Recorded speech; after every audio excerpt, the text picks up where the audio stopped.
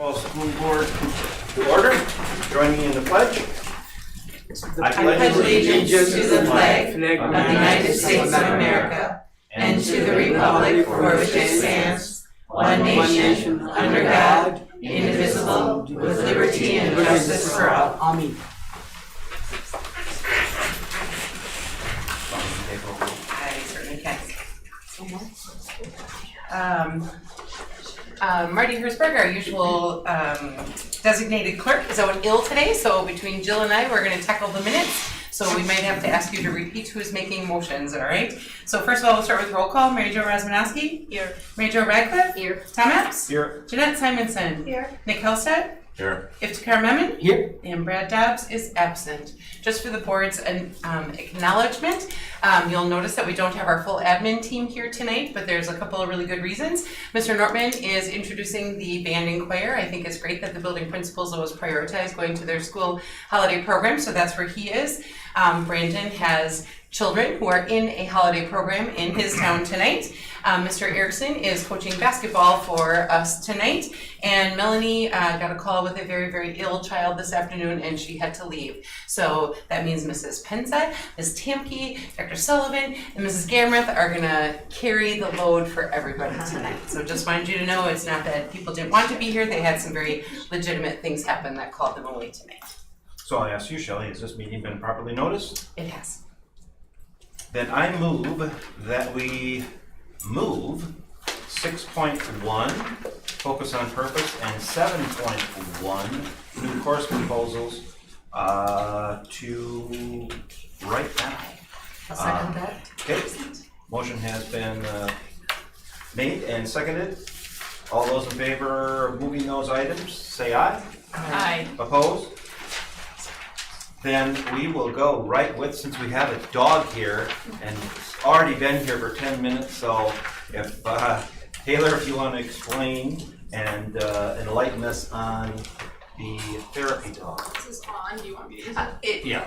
It is on, and we think it's turned on, right? Check. No, It No, doesn't don't do that. amplify, it just makes it for the recording, so you won't be able to tell them here, but people on the recording can. Sure. So this is Winnie. And Winnie is our therapy dog here in the district, specifically at the middle school. My name is Taylor Inches. I am the Family Consumer Sciences teacher here in the district at the middle school. Winnie, can you sit? Good girl. And tonight we're going to introduce you to Winnie and share a little bit about what she does. So these are some of Winnie's favorite things. She loves snow, me, taking naps. February 22nd is her birthday. She is currently 2 years old, and she will be turning 2. Yes, that's you. She looks right at it. Hello. Was that 2? Is that what you Yeah, that's Rose girl. You can go on. So we're going to talk about what is a therapy dog, and what does Winnie do here in the school district of Black River Falls. So, what is a therapy dog? Winnie is specifically certified through TDI, which is Therapy Dogs International.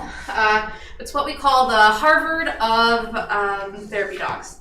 It is the top tier, one of the hardest things to pass. Lots of training has gone into this. It's an amazing program to take through. And Winnie's primary job is to provide affection, comfort, and support to our students. And that is defined by TDI. And the Alliance of Therapy Dogs also has some great information about benefits for school students as well, as you can see pictured on the screen. Lots of different things and studies have been done over the years about therapy dogs in schools specifically. They have seen over the years increased school attendance in schools that have had therapy dogs there, growth in confidence levels, in reducing learner anxiety behaviors, specifically looking at reading and writing skills and those levels as well. And so sometimes when people see Winnie in her red vest and her nice little bandana, she of course has her own school ID as well, and she is pictured in the yearbook this year under staff. That is her school book picture in the corner. But they wonder, oh, can I pet her? Absolutely. That's the difference between a therapy dog and a service dog. Therapy dogs are for everybody, whereas service dogs are for one specific person that has a specific need. So for example, I don't wear this at school all the time because my students know why Winnie's there and she wears her own badge. But if we were to leave and go on an official visit to another facility, I would wear this from TDI. And on here, it's kind of like her driver's license that states her credentials. And at the bottom, it says, this is not a service or assistance dog certification. So that's clarifying that there is a difference. She's a therapy dog. She's for everybody. It was kind of funny when the 6th graders go ask another teacher, why does Miss Inches need a dog? What's wrong? And we kind of laughed and we said, great teaching moment. It's not for Miss Inches, it's for you. So that's what a therapy dog is. So Winnie's training, she's been training for about 2 years now. Like I said, she's turning 3 in February. We started with some basic obedience, 1 and 2 here in town, locally. And then we did another local class for Therapy Dog 1. And then we went over to West Salem to finish up the rest of our training. And we did the final time coming. And it's been really, really fun to see her in school. You can go to the next one. So here are just some pictures of what Winnie's day looks like.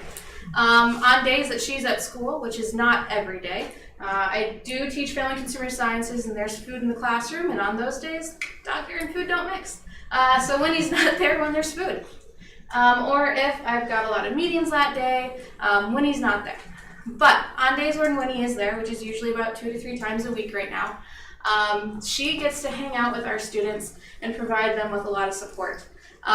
You can see different pictures here, whether it's sitting on the floor during work time with her.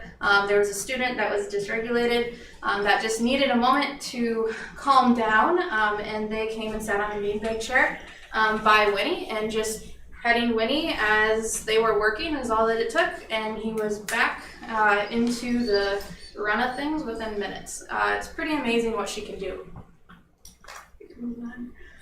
Just recently, I conducted a survey amongst the students in my classroom who see her most days about what they thought. And so some of the questions I asked were, do you think it's beneficial to see Winnie in the classroom? That's okay. Has Winnie provided you with any of the following? That was the chart down in the bottom. The support, comfort, or whatever was the third one. And they went through and they made comments and shared, and that's what's on that screen. It'll restart in a minute. I might as well keep talking, Taylor. Sure. Sorry so today, for example, Winnie was with me in the afternoon. In the morning, we actually did a project where we went over to Red Creek, so she was not with us for that. She didn't need to be a distraction for the 7th graders that were giving a presentation to 5th graders. But when I came back, she was with me in the afternoon, and I was a push-in for target time.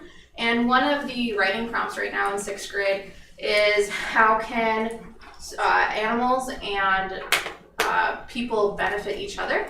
And they read an article specifically about therapy dogs. And so then it was cool. We were able to be there while they were working on it during that target time. And they even wrote about Winnie in their papers, about using her as a personal example. Some of the comments that were on that screen were, when I was feeling anxious, I was happy to see Winnie at school, knowing that she would make me feel better. Or I enjoy coming to school to see Winnie, or I know that when I see her, I will feel relaxed. Or having Winnie in the classroom has really created a quiet and peaceful and comforting place to be. So those are some of the comments from students. Do you have any questions for me? Yeah. What do you do about kids that are allergic to dogs? Good question. So we haven't run into that yet. Okay, I just wondered, because there are kids. There are, yeah. And so there was one student, so according to board policy, parents are notified 5 days before Winnie enters the school. They're given notice. And they were, and no one reported back saying that it was a severe allergy. I had one student who said, well, I'm kind of allergic to dogs sometimes, and I said, that's okay. I said, you don't have to pet Winnie. What's great about Winnie is that she comes to you, or if I say no thank you, or stay, she'll stay where she is and she won't enter my space. Or if I have her here and I say, yes, then she'll enter my space, and then she knows that she's allowed to approach. That's part of her training, so she doesn't just automatically enter their space. That's good. I see all the positives, and it's just absolutely wonderful. Have you had any specific incidents where it's been a negative impact? Not yet, no. But I'm also really cautious about what, like I said, she's not there every day. So I just use my personal judgment, and if I know that there's going to be too much going on, or it could be overstimulating for her or the students, then she's not there. And so I think that you would probably run into that more if she was there every day and I was forcing her to push in. But like I said, she's not there every day. She's there on days where I know that would be an appropriate time to bring her. Perfect. Yes. So you have to be with Winnie? Yes. Yep. So I am her certified handler. So she is with me only when we are on school grounds or on official visits. That's part of, like, she is a certified TDI dog. I'm a certified TDI handler. And for anybody else to handle her would have to go through and pass the testing with her. So Winnie cannot walk around by herself and do the inspection of the whole school, visit this class, this class, this class. No, she's not just wandering the halls. Although one time I turned around and she took a wash rag. She thought she was gonna be really sneaky, and she started to like go down the pool hallway, and Chris Holly turned the corner and just busted out laughing so hard. And he's like, "You thought you were gonna be sneaky." No, but she's not just wandering the halls at all, no. Nope, she's handled by me as her handler. Yes. My comment was similar. I mean, this is a great personal as well as professional commitment for you. And how long did it take you to get your certification to be able to be with Winnie? About 1.5 years for Winnie, because I've had her since she was 7 weeks old. And so we started training just the basics pretty young. I actually recently got a second dog. His name is Bo. He's a golden doodle, and I got him in August, and he just turned 5.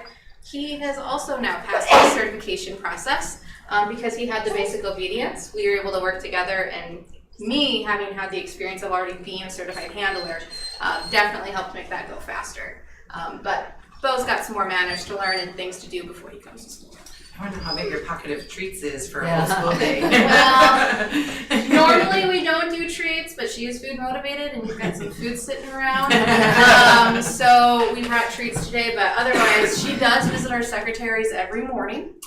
She's got a great morning routine where we come to school. She walks down the pool hallway at the middle school. She marches right to the door.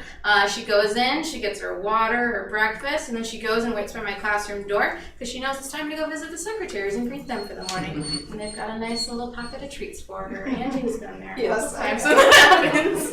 I am also food motivated. I've been at conference centers and conventions and hotels that have dogs in the lobby as the customers, and they have a doggy area that they can go to the bathroom inside. Do we have that, or do you We don't. exit outside? It's really convenient that I live really close to school. Okay. And so if needed, I take her home every day on lunch.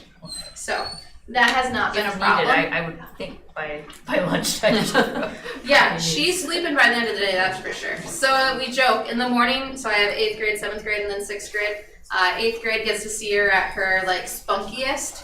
7th grade, she's got that lunch lull, you know, and then she's like napping during 6th grade most of the time, which honestly matches their energy, so, or what they want their energy to be at, so it works well. So is it true that horse could be a no horse? No horses. The horse could be a therapy animal? I'm not sure. I'm not a part of that certification. With TDI, that's just Therapy Dogs International, and that's the organization that I work with, Yeah. just dogs. We have a wonderful teacher in the high school now. We used to be in a middle school. He is a snake. Oh yeah, no, that's not therapy.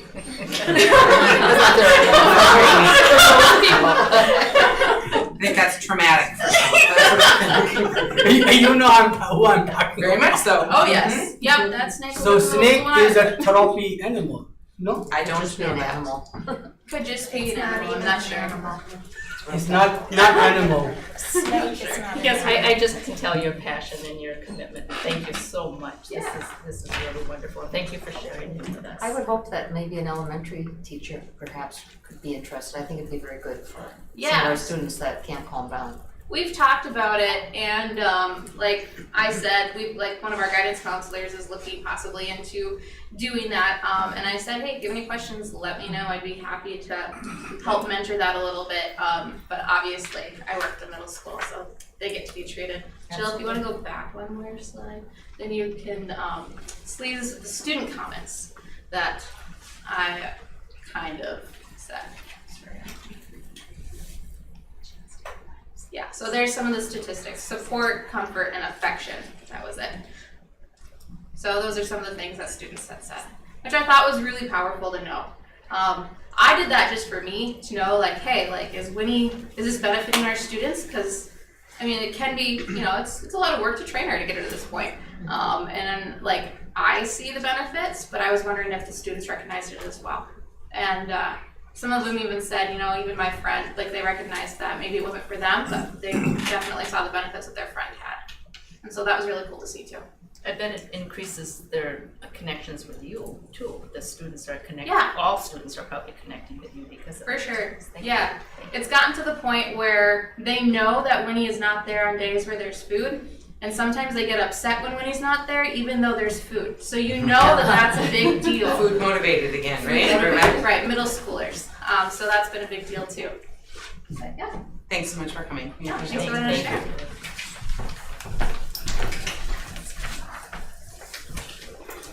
And 7.1, we have some new course proposals. We have 3 teachers here that represent each of those new courses, and I guess order doesn't matter. Dr. Slavin, can do some intro. So each teacher will introduce their course. So this goes through a process where they fill out paperwork, and the process is outlined here. And then it goes to administrators, and it needs to be approved through a series of steps before it comes to you all. So you can ask any questions of them or me about process.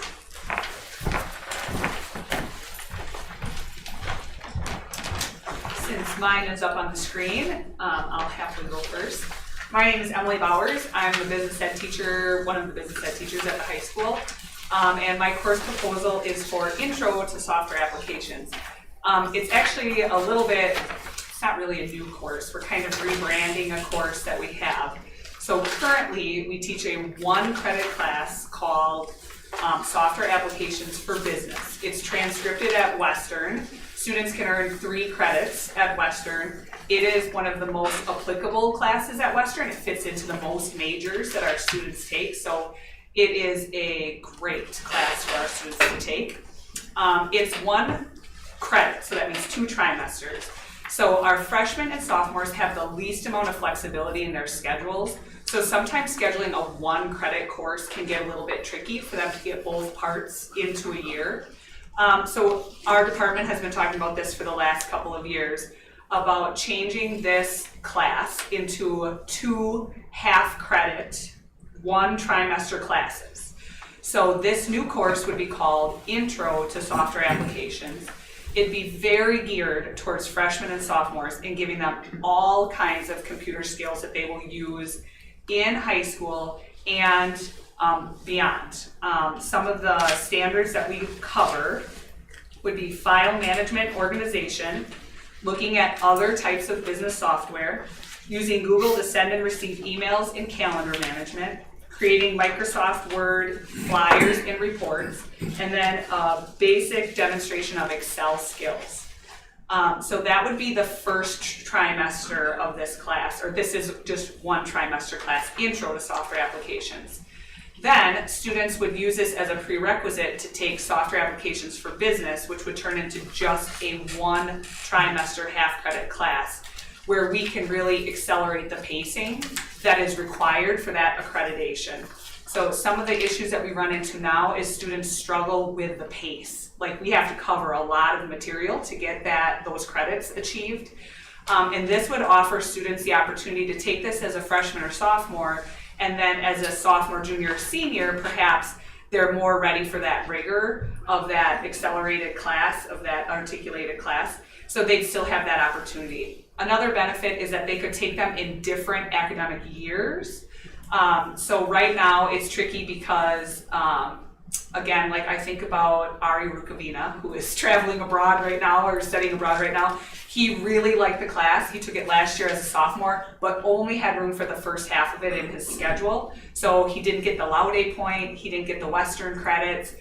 So now having it packaged this way, he would have been able to achieve the intro part, and then when he comes back next year, if he wanted to get those Laude points and the Western credits, he'd have the opportunity to take the second half of that class, which is now going to just be called Software Applications for Business. Just for clarification, can students still get like a industry recognized credentials from Microsoft, either Two. Word, Excel, PowerPoint, Yep. and one more? Access. And so this will be in the second part? In the second half of the class, those accreditations, those industry certifications are still available. Students can achieve Microsoft Word and PowerPoint just from taking that class. And then we have an independent study offering for both Excel and Access, which take a little bit more digging into.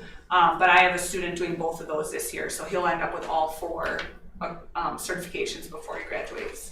Excellent, thanks. So that second piece packs a significant punch with the Yes. college credit, the industry recognized credential, and the Yeah, Laude so like points. right now I have a few seniors in my Software Applications for Business class. We just started Word today, and one of them was like, oh, I already know how to do all this stuff, and 3 minutes later was like, oh, I didn't know it did that. So, it's one of those, like, he wishes he would have taken the basic part earlier in his high school career, knowing that the second trimester will really get into some of the more complicated, deep things that Word, Excel, and PowerPoint can do. I think I want to take it. Any questions for Emily? No, I was just gonna compliment how well organized your material was. It was very easy to read, thank you. So this intro to software application, what was the course before? It was 1 credit of Software Applications for Business, and now it's going to turn into a half credit of Intro to Software Applications and a half credit of Software Applications for Business to line up with our expectations from Western. Thank you, Emily. It's really a course that'd be helpful for people in their life. Yes, real life skills and college credit and industry certifications. I often say your resume is a little light when you're a freshman, sophomore, and junior, so being able to say that you have an MOS certification that some employers require, being able to add that to your resume is a really great addition. Excellent, thank you.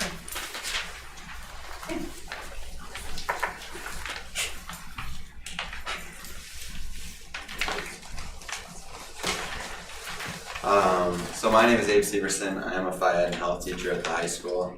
I'm on my first year, and I'm already proposing a new course because I saw the great facilities we have and the pool we have, and I'd like to take advantage of it. I'm proposing a lifeguarding and aquatic Phy Ed course that will be completely taken into the pool all trimester. It'll be a half credit class, and by the time the students are done with it, they will have had one level of swimming lessons from the Red Cross, as well as be certified lifeguards from the American Red Cross. It will also have some aquatic activities, some fun, some deep water retrieval, and ending in the lifeguard certification. We are replacing the sports medicine course. That is one that was done in the past in Phy Ed, and that's the one that's going to be no longer. I think this is going to benefit more students being more active and leading to more jobs from high school kids, helping out the Lunda Center as well as the Hoffman Aquatic Center when that's open. I like this course. Students can make money. Yeah, exactly. That's what I thought Yeah, too. that's beautiful. I love it. I'm really happy that this is coming forth. As a board, we've made an investment to keep our pool going and made some improvements there, and I really am glad the school will be utilizing it even more than what it is now. And thank you, as well as great for the community too. That's awesome. Yeah, that's our goal for sure as a Phi Ed department, Yes. and maybe eventually get some of our other class into the pool as well. Thank you. Something that the board may or may not be aware, Mary Danielson right now is First Aid Red Cross certified to teach lifeguards, and so she usually does summer school classes right after the school year is done to train lifeguards. And unbeknownst to me, she tapped and said, I'd like to be done with this. We need someone else who is certified to train lifeguards, because the Hoffman Aquatic Center and the Lunda Community Center, as well as some of the neighboring communities, rely on Mary's American Red Cross certification to train lifeguards. And so that is something that Mrs. Penza is going to send Abe to in January to become American Red Cross certified, so he can also train lifeguards. So I think it's also kind of a community service there as well. Absolutely. Great. Plus, there's a shortage of lifeguards. Sometimes the pool's closed because there's no lifeguards, so. Or because it might lightning. Minor stuff. Any other questions? Thank you. Thank you.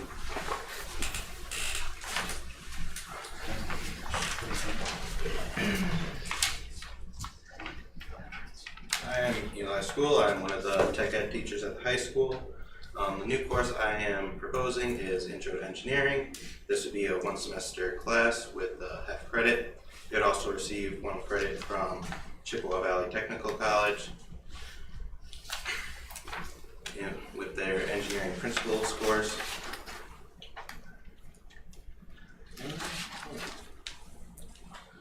This class will take over the 2nd trimester of Construction B. This will also allow for students in construction, since they're unable to take like both classes usually, because one would be fall, one would be spring. Hard to really make that into their schedule, so hopefully it'll bring up those numbers as well. And this course is basically just an intro course to engineering, help develop their interest into it, give them the basic engineering terminology and understandings that they need if they decide to pursue a career in this in the future. Questions from the board? Yeah, we used to make houses. Our students used to go and field, and they really built house, which could be sold. So this course is replaced with the construction. It'll take over like the second half. We used to do the constructing of houses, but just has gone away with so many new tech ed teachers coming in and out that it's hard to really like maintain that ability. So this engineering class will be inside the school or in the field? In the school, yeah. In the school. Yeah. I like the connection that you have with the manufacturers though, and working together on what they need for their jobs. I like that. Yeah. So they will be learning engineering terminology, because I was pre-engineering student, so I have a good hang of it. So of course they will be learning architect, which is a division of engineering, and civil engineering, mechanical engineering, all 30 different engineering divisions. So they will be learning common terminology of engineering field, right? Yeah. They'll be mainly focusing on like the manufacturing side of engineering, but yeah, we'll also like have some architectural engineering as well. Very nice. Thank you. I like it. Just another FYI for the board, that when our teachers are proposing classes that are articulated with the technical colleges, that's a significant investment in their time in order for our students to receive high school credit and post-secondary credit at the same time upon successful completion. Again, we've talked before about the significant tuition savings for our students when they can graduate from high school with college credits already successfully under their belt. So we appreciate you taking on that extra task for both of those transcripted, I always say articulated, transcripted credits. Any other questions?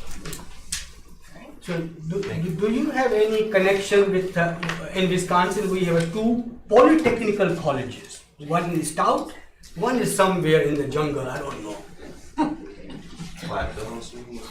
Yeah, we have 2 polytechnical colleges, which is a good thing. They're also engineering kind of people. I make a move to approve the new course proposals as we heard them tonight. Yeah, I do too. Second? And a Your second? Yeah, I second, always second. Do we want to go all 3 together or individual? I would, unless there's an opposition to that, that would be my motion. to Take all approve 3 at one time? 3 of them. Okay, Honestly. all right. Thank you, sir. So we have a motion and a second to accept all 3 of these new course proposals. Aye. Any further discussion? No discussion. Those in favor say aye. Aye. Opposed? So can I count Jeanette's vote? She said it before you called the vote. None left. 5 still carries. There she is. Sorry. No, that's good. You approve that? You're an Yes, aye? I said aye. Okay. One night taking minutes and you're making it complicated for me. Sorry. I'm teasing. Not intended. Thank you. Thank you. Thanks for coming, everyone. Thank you so very Appreciate much. it. Thank you. God bless you. Thank you, sir. Thank you, guys.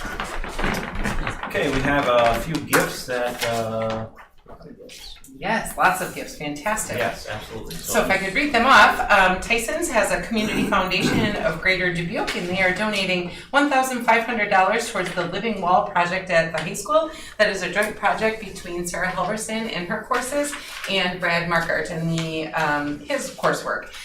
So they are getting close to the total $20,000 amount they were seeking, so we're looking for some movement on that pretty soon. And where will that be at the high school? Do you know where the big tiger eyes are Yes. now in the commons area? We believe we're going to, Mrs. Penz and I are still working on that alumni display. Oh, So we haven't decided if the living wall will be in the middle and then we'll go on the sides, or if it will be panels on But the in the sides and commons. this, because it needs the light. So, yep. Jackson County Correctional Institute has made a donation of $836 for the school supply equity drive. My Second Home women's softball team out of Whitehall, they've made yet another donation of $100. It's being used for the school supply portion of the Angel Funds. There is a $2,000 Lunda Charitable Trust grant that replaced the touch pads in the Lunda swimming pool for the swim team's usage. There was a $320 donation made to the Angel Funds from the Co-op Credit Union. The community band donated $400 to the high school band department to purchase some concert crash cymbals. So, Make a motion to approve the gifts as presented. Seconded. Discussion? motion has been made and seconded. No discussion. Any further discussion? Yeah, I have a little question here. Shirley, what is angel funds? so there is an I thought it is angel of God. Is that God angel? So the Angel Funds are an account that the district has had for quite a few years. I'm gonna say it's probably been 8 years that there was a significant amount of school supply debt, or school lunch debt, pardon me. Families that would not pay their lunch account balances, and so they accrued a significant negative debt. That started to be talked about in our community. We changed our policy to be more to try to collect those funds, and the what if they don't pay was when a student was a senior in high school, they could not participate in the graduation ceremony if they still had negative debt with the district. So people started making donations and it got named the Angel Funds. And so now I would say there have been 5, 6 fundraisers that the community has done in different ways, and all of that goes into those Angel Funds. Last summer, the board voted to help offset some of the school supply costs for families with another kind of branch of the Angel Funds that we were using for school supplies at the elementary level. Just a reminder to everyone that this year, all meals are free for all students because we qualified for that opportunity, which is great news for families. So that means those negative lunch balances do not continue to grow. The downside of that is our demographic of the number of families that qualify for free and reduced price meals is an important number when applying for grants. You heard on our state report card that our growth is the number of students who live below the poverty level is a multiplier there. Because nobody is having to pay for any of their meals, fewer families are filling out that free and reduced priced meal form, which means we are going to struggle with some of our grant applications because it's making our demographic look significantly more wealthy, and I don't think that that's really reflective of the families that we're serving. I think it's just a matter that they don't have to pay for the meals regardless. So, long answer, but it connected the dots to that other it problem makes we had. sense. So it helps in a graduation. 100%. That is a big point. Yep. So their dues will be paid and they get a diploma. that we can't withhold a diploma, so they've always gotten the diploma. We can't withhold a diploma, so if you've earned it, it is yours. What we didn't allow was for them to walk through the ceremony and, you know, the event with everybody there, but they still got their diploma. Thanks. Yep. So we have a motion and second to accept these gifts. Any further discussion? All those in favor say aye. Aye. Aye. Opposed? That passes, and we go to the WASB resolutions and delegate. So the resolutions were presented to you, and let me just remind you that as I was the delegate last year, that these are just proposals to the WASB, and they will take the recommendations from the schools and vote on them. So they're not necessarily, even when they're passed there, they do not become law, but then have to go to the legislation. So I don't know what the percentage of that become law. As last year was just my first year, but. Well, it's, the Policies and Resolutions Committee reviews everything that's submitted to the WASB from school districts of what they want the WASB to support or not to support in legislation. And that's when the committee comes up with this after several meetings, and then these are presented to the delegate assembly to vote on, to give WASB guidance on how the 421 school districts want to be represented. And so and last year it was interpreted, we had 70% of the delegates were brand new people, to boards even, and so they didn't understand. And they were wordsmithing just little bitty words and thinking they were making law. And that wasn't the case. So I hope it's more clear this year, so thank you for bringing that Right, because we did not get through all the resolutions last year. No, we lost a quorum even because it got to be many hours, like probably 6. So looking through those resolutions, did anyone have any that they, I suppose were opposed to? I have a few questions. I studied about it. So could we talk about it, or is just nothing? Yeah. Now, Okay, page number 8. Point number 18.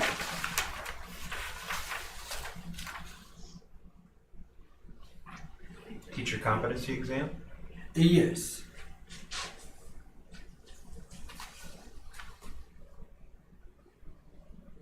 what is your comment on it? I'm looking for my notes. Okay, page number 8, point number 12, not 18. Licensing of clinical counselors? Yeah, clinical counselors, licensed clinical counselors for mental health in the school system. That is weird. This is a school, it's not a clinic or hospital. They can go to the clinic, Corona clinic, get treated and let the teacher know in the profile. Again, this isn't making the rule but it just is giving the school districts in Wisconsin a chance to discuss it and then to vote on if they support authorizing DPI to issue educator license to counselors. It's, I don't think Or it's, clinical counselors. yeah, they can issue an educator license to a clinical counselor. So right now, if somebody graduates with a bachelor's degree in counseling, they cannot work for a school district unless they have a master's degree. And a master's degree in school counseling is what all of our school, they used to be called guidance counselors, but they prefer the term school counselors now. What people are suggesting, because there is such a shortage of counselors available, is that DPI consider giving somebody who is trained as a clinical counselor the opportunity for a school district to license them as a counselor as well, without them needing to go get their master's degree. So they can get license in the bachelor degree and they can get to work in the school systems. That's what they're proposing. Yeah, for that is a proposal, clinical counselor. The word clinical, nothing to do with the school system. They have to go clinic. So we have therapists who come into our schools that are, that's the same. They're Because they will be not staying in the school. and doing the treatment, medical treatment? That is what I'm asking. Or they will be somewhere in the clinic with their whole staff, and I don't know how they do things. Reading it It's not medical. on line 14, so school districts can employ clinical counselors to provide mental health services to students the same way other licensed district staff are employed to do so. So they are the same thing? So are you against this resolution for consideration, or what are you? I'm against, oh, please go ahead. I feel that when I look at that, we are, as a school, our job is to educate our students. And I feel the clinical counselors that care for kids' mental health or their mental well-being is not the responsibility of the school. It is it should be where they go to a clinic to receive the mental health counseling that they need. I feel we as a school district are overstepping, and before you know it, parents are not being involved within that care, because we're saying that the parents don't have the right to know what their child is being counseled on. And that has been an issue across our nation. Okay. So I totally agree that am in disagreement with that statement. I don't feel that as a school district we should have that right, or as the state, because they should have to go back and get their masters. There is a lot of education about that. I cannot go back and teach or become a nurse practitioner unless I go back and get my master's degree. And a doctor cannot practice medicine unless they get the amount of training that is required. And if you go into counseling as in social work, or as you know that when you're entering that field that you have to go back and get a master's degree in order to do what you want to do. If you want to counsel kids, then by golly, go back and get your master's. Do what everybody else does. I mean, why is it that we want to hand everything out? My challenge is that there's a crisis in mental health services for kids, and so I hear you when you say you don't think it's the school's responsibility. I really wish somebody would decide it was their responsibility to get services in rural communities for children's mental health. Whether it's the school, whether it's the clinics, whether it's the community, somebody has to start owning this problem, because we are not going to educate all of our students with the number of mental health crises that we are experiencing. So I just would say, I hear you, and I'm not in favor. This was meant to give schools flexibility. The last biennium budget gave an allocation to all districts for school-based mental health services. Every district in the state got it. It's no longer a competitive grant, and they are simply saying this would give us the opportunity to spend that allocation on services for our kids that nobody else is providing services for right now. So again, I don't get a vote. It's all good. I just needed to say somebody has to start caring about the mental health of our kids. I don't think that is a fair statement, because there are people out there caring about the mental health status of our kids. So that is not a fair statement. Is there a shortage on counselors? Yes. Is there a shortage in that area of our medical profession? Yes. But I would rather they go see their doctor, their family practitioner, who knows them and has a degree. Why would I want to just automatically give somebody the approval to counsel my child or my grandchild? That is wrong. Why not make appointments then to see your medical provider who can help, who can see? There are pediatricians. There are doctors who are trained in that. Since we have we have some opposition for this, and we have one more board meeting before the delegate assembly happens. Would you want to vote on the resolutions, or is that the only one that anyone is seeing? I think that's primarily one of the big ones that I have an issue with. I think Iftikhar had another one, but. Yeah, I have another one. Yeah, but Mary Jo, I'm maybe getting ahead of myself here, but are you going to represent us as a delegate? We have to approve that? I think I'm the only one going to the convention, am I correct in that? That is the only person that is registered with Marty. And the deadline happened last Friday for early registration, the special price. So let's continue on, we'll keep that. I'm sorry, you had another? Yeah, just another one, and because this is just a little bit discussion. Page number 2. Line number 25 to 32. So it says disruptive students could sit down with the regular student and they all learn together. I'm sorry, what lines did you say? Page number 2, line number 25 Oh, sorry. to 33. Thank you. So it kind of talk about, all folks learn together.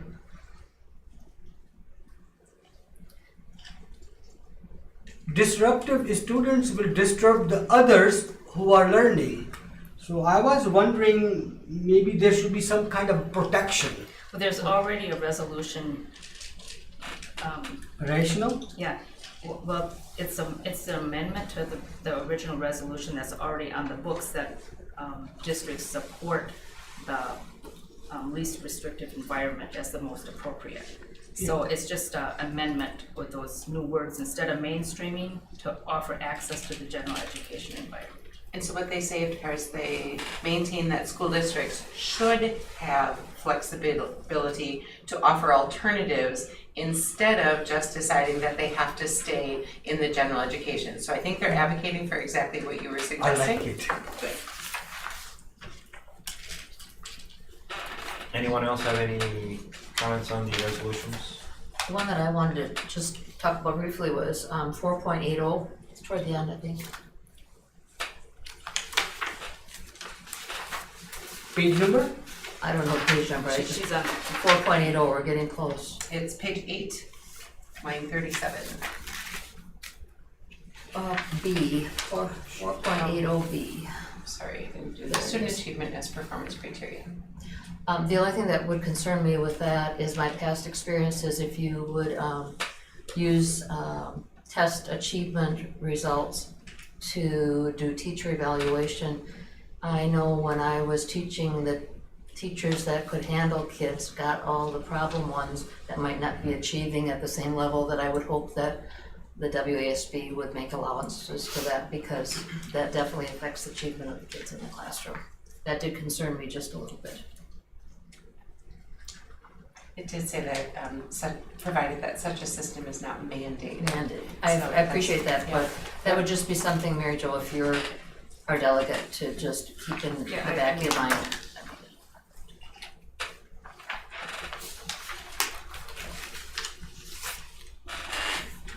Any others? So then do we need to, okay, so, Mary Jo, you are going down as a member of WASB. I am, and but I can vote as the Western Region rep as well as my own school district if necessary. So Okay. I could be the delegate if no one else is going. So looking for a motion, Make a motion to have Mary Jo Rasmanowski be our delegate at the resolutions section. of the WASB. Delegate assembly. Delegates. we have a second? I'll second. I said, yeah. Okay, Accept. motion and a second, and it's Mary Jo to be our delegate. Any further discussion? All those in favor say aye. Aye. Opposed? Thank you, Mary Jo. And I know that you will make notes as to when those couple items are presented to So keep your ears and eyes open. Our threats of school violence drills, we had each school going through their violence drills. This is really something that Jill directs as part of the safety plan, so that's good to introduce. Yeah, I didn't know if you wanted me to go through each one, but generally speaking, the younger the kids are, they kind of phase in how they do the school intruder drills. The threats of school violence drills are required to be done by the state, and we have to send this evaluation into the Office of School Safety as well. So each principal has written up their most recent school violence drill, and like I started to say, the younger kids are usually phased in with talking about a book that they read, talking with their teachers through that. And as you could see in the reports, that as they get older, they have different levels of practicing how they do that, whether they have a mock intruder or different scenarios are set up for them. We were experiencing some difficulties. We could call 911, for example, but it wasn't registering which school it was coming from. It was saying it was the district office. We think we have that part fixed now. We also have what's called emergency or panic buttons in several of the schools. Those were also having difficulties, our PA system. So we're working through all of those. We found those doing some of the drills. They were here just today, and I'm not sure what happened as a result of their visit today, but did you have any specific questions on any of them? Jill, do you have panic buttons in all the classrooms or just designated? In the offices. 4th Street also has one in a separate spot in the office as well. So they have a couple, but not in the classrooms. They lock many of the doors, depends on which building, but they lock. So all of the renovations that we've done in the schools have like a core area in the middle, and then the instructional wings kind of go off of that. And so several of our buildings, when they hit that panic button, the instructional wings are locked off, and so that core area isolates whoever it would be. And Kim, you mentioned in your report that there were some problems that happened at high school. Did you get them all resolved? Yeah, we're working on those. Those similar problems that we've been having with the panic buttons and the 911. So we've worked on those and we've got most of those taken care of. Obviously, the two newer build office areas are much cleaner in those panic buttons because they were built and designed that way at Forest Street and Red Creek. Middle school and high school weren't really built that way when they built those buildings. So, school security was certainly not the topic that it is now. Okay. Does that need any action there? It doesn't need action, just that you reviewed it. Very good. Okay, on to public comment. We have Gail. We've got Board self-eval was first, but we can. Oh, I'm sorry, I crossed it off just as I was going to it. Board self-evaluation, my bad. No problem. Okay. Are you gonna want all of those things up? You guys are gonna tell me what you would like to do. Here's what I thought about board evaluation. I was looking through all the data that we did, and I wondered if it would be better to have that in a special meeting and talk about it, or do we want to go through it all here?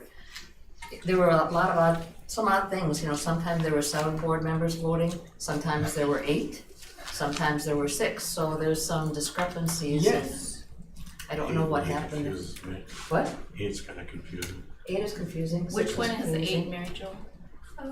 They were later on, weren't they? There was 8, and then there was 6s and 7s, so I don't know if somebody started it and then started again. I don't know either. And I can't tell who. Yeah, It doesn't tell me who, I just get an anonymous number, so. Yeah, it's confidential when you log in, and it should be, yeah. I just wondered if, I don't know how the rest of the board feels, but I wondered if it's something that we want to spend more time on than just a few minutes here. I don't know how you're feeling. Yeah, we could spend some time. I just want to say that I was very confused that we were taking a board self-evaluation, and the first question was, we conduct an annual school board self-evaluation, and someone answered not achieved and not sure. Well, you just answered a question about a school board self-evaluation. There was some So I don't know if it was a miss button pushed, or if you didn't consider this a self-evaluation? I just found, when I was doing it, I found myself very conflicted on a lot of those categories that I would like to talk about, but it would take longer probably than I agree. what we have at this meeting, I feel. Just find out what people's thoughts are on certain things and what they think is achieved and what they think is Exactly. not achieved. Do you have any other special meetings coming up? Nope, we certainly can in January, but January would be good before we, that's why I would rather talk about it, but I don't know how the rest of the people feel. Yeah, I totally agree we with can that. talk about it. Okay. So a doodle poll? So, or something? it's there for you, so if you have any concerns, and I know Mary Jo, you probably have some written down, if you have an area of concern or question, write that down so we can go through that and maybe not just go through every one. No, the finance part, Jill gets really good marks, good job. I didn't notice that, I did look at that. Yeah, we don't need to talk about that. Okay, then we're gonna move on to public comment. And we have one, Gail Mitzner.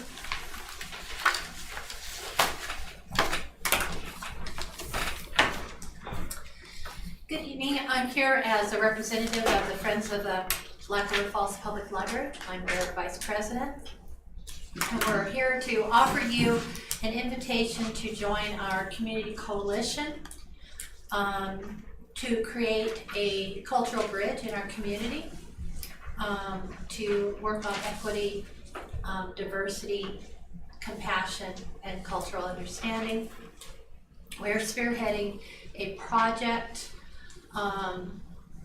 in which we're bringing in the traveling exhibition from the Ho-Chunk Nation Museum and Cultural Center for a month, the month of February. We'll be sponsoring various subject workshops. As an example, we're going to be doing a workshop on the kind of a continuation with the Missing and Murdered Indigenous Women's Project. We're going to be having, we haven't decided yet, I'm letting them decide, about either speaker, panel discussion, some sort of a serious revisit of the topic, and then we'll be creating memory bracelets, and it gives people an opportunity to sit down and talk. Another thing we're going to be doing is an Indigenous cooking class. The Lettuce Sitter is one of our community partners, along with the Ho-Chunk Nation. So we're going to be doing it, some of the things will be at the library, some of the things will be at the community center. And also there's some other organizations, for example, the Black River Falls Evangelical Lutheran Church is also participating as part of the coalition. So we want to offer an invitation to you to join our community coalition to support this really important work that needs to be done in our community to create bridges of cultural understanding, because we can see that there's work that needs to be done. It's being reflected in our schools. We've heard parents talk about some of the issues over the last couple of days, our meetings. Specifically, two things that if you are interested in joining that we would suggest that would be very helpful to us. One would be simply that when we're going to put out a flyer that's going to introduce the subject, you know, the project. By the way, the project's going to have the Ho-Chunk word for bridges, and then colon, a community collaboration for cultural understanding. And the goal is that February is the kickoff month, but the hope is that this will be community collaboration that continues throughout time. So one of the things would be simply that you would be expedite us passing out the flyers that will talk about the project and then list the opportunities for people to be involved with these workshops. We're going to be having a dance demonstration, a workshop on building bridges, how to become an ally. The 4th grade class at Red Creek has already agreed to bring their kids. And we're going to have, so half their kids, well, they'll come to class at a time, and half will go through and do the exhibition and have discussion. The other half will be having with the children's librarian, an indigenous focused project thing, and then they'll switch. And other things are in the works. So there'll be a flyer, and we think that going home with the kids is a good way of getting that information into a lot of homes in the community. The other issue is that we are working on a shoestring. You know, there's a lot of calls in the community that, you know, people are very generous in this community, but there are a lot of needs. So we are working on a limited budget. One thing that could help us is that we need somebody to print the flyers. And I don't know, many school districts have a centralized printing thing, and we would not ask you to donate the printing. But if you would do it at cost, it could save us a lot of money. You know, probably the markup is around 50% if we go to the various and sundry places. But even if the markup wasn't that much, anything that we could save. So once again, we're not asking you to donate money. We will cover the cost, but if you could do it at cost, it would be very helpful. Thank you. That's your 4 minutes. Yeah. So I was just going to ask you if when the flyers would come out, but they haven't obviously been made yet, so they're in the process. So Right. Thank you. For the board's information, we have a long history of printing for the Friends of the Library. We've done literacy flyers, we've done other promotional materials. We have a very long history of supporting the Friends of the Library through printing. So they don't have to be these flashy, glossy things. I get asked, I print, that's the way it goes. Yep. Do we have a TCO update? No, because we changed the meeting to the third Wednesday of the month, which would be this Wednesday, and it's canceled for the month of December. The only update would be the trees that perhaps you've seen at Walmart and at Hanson's that have wishes that teachers have that people can take. I think it's until 20th. So if anyone's interested, I know there are still some items on those trees. You could just pick them off, shop for them, and put them right in the box at Walmart or Hanson's. I would just add that the TCO, their first big fundraiser outside of the school spirit stuff, there's about 300 items that were ordered through Chippewa Valley Sports that got delivered downstairs, and we're down to maybe 25 that need to be picked up yet. So families have been stopping in last week and this week to pick up all their stuff, and a lot of kids are getting some exciting Tiger Pride stuff for Christmas. So last week, we before Culver's. Oh, Culver's night. I don't know how that went. I haven't heard an update yet. Is that a basketball game? I want to say. Oh, it's Culver's afterwards. Very good. And some employment recommendations.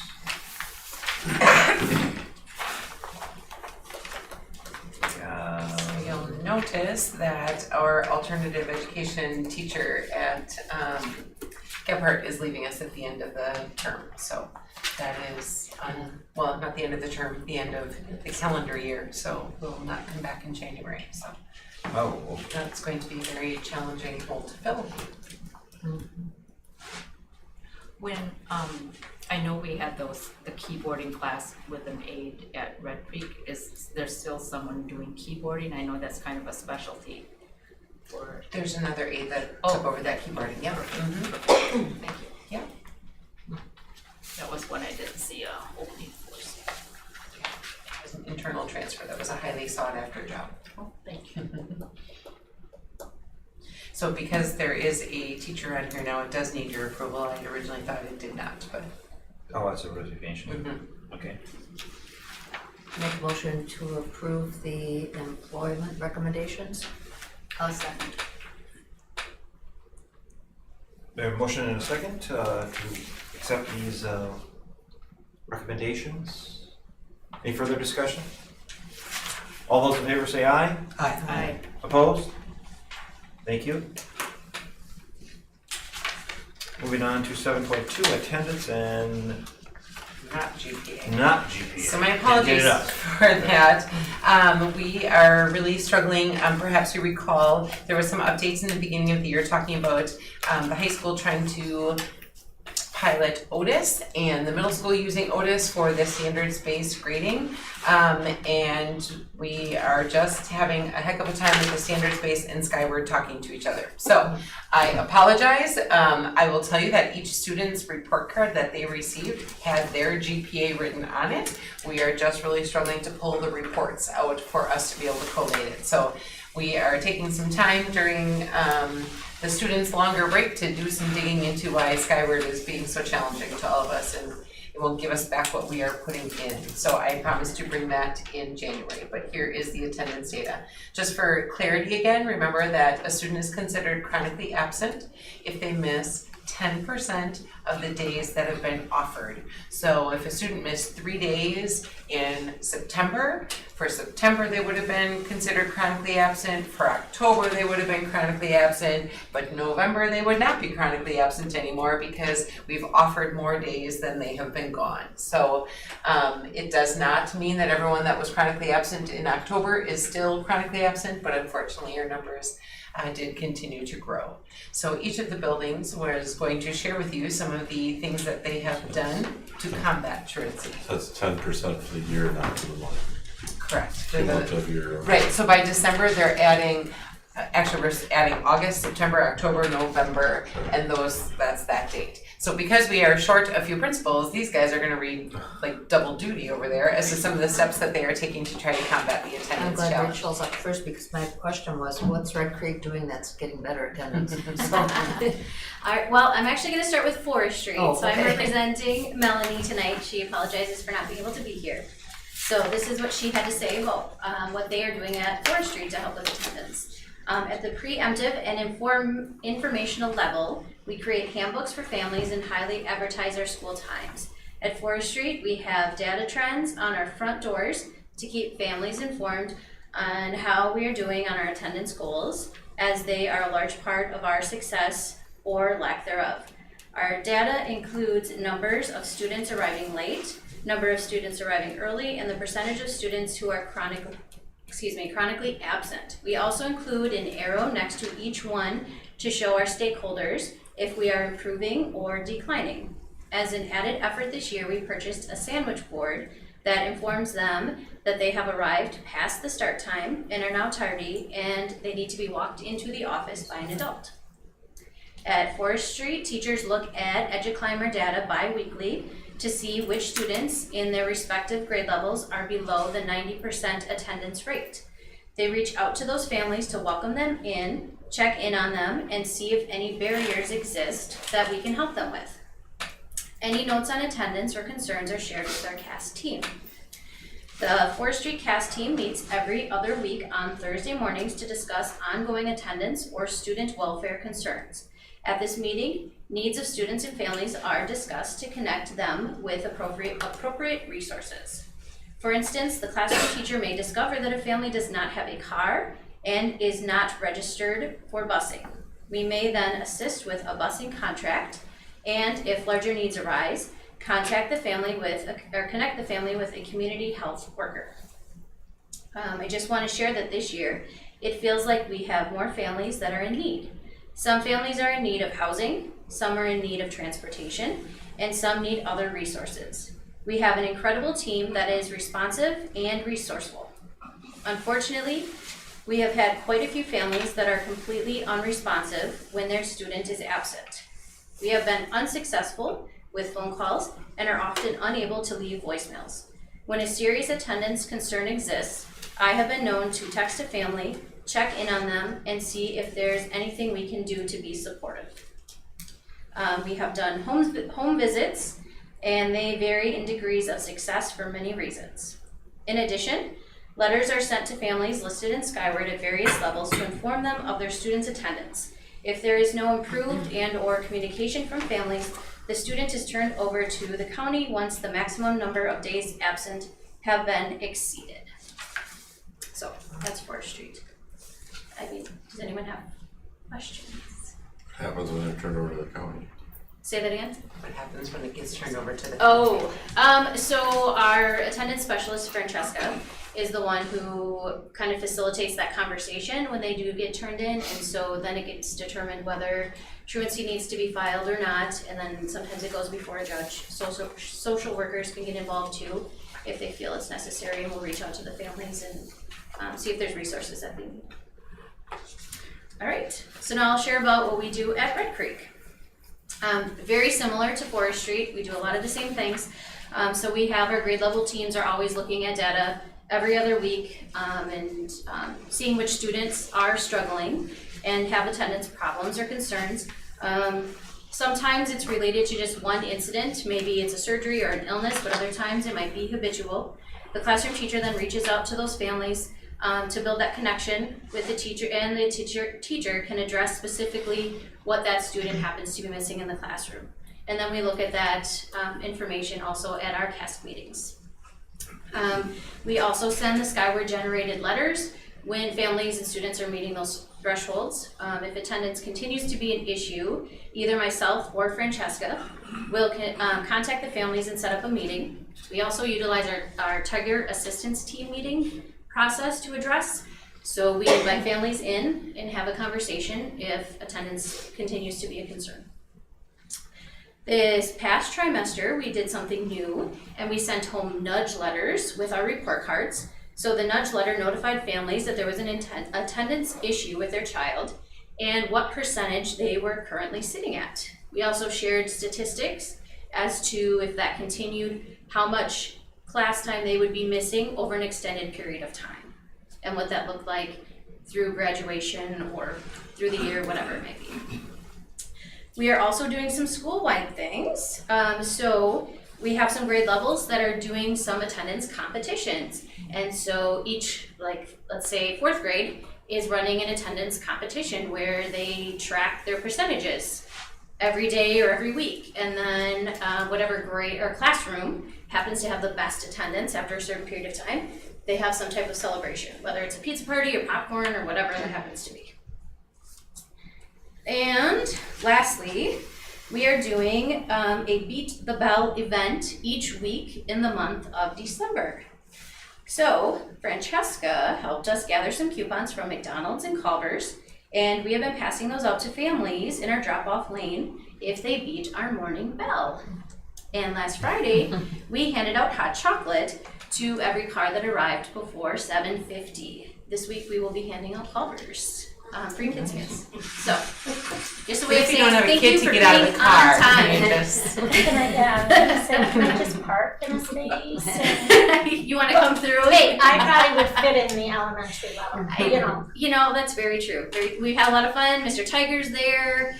We have music playing. It's a How great about the time. kids that just come on the bus? Do they ever get a treat? That's a great question. So we didn't, right now our focus is on getting Right. students to school on time. That's been our biggest struggle is tardies. And so we're really trying to hit that hard and telling families, thank you so much for being here on time. So, there might come a time when we can look at celebrating those kiddos on the bus. We understand and acknowledge that they're at school on time every day.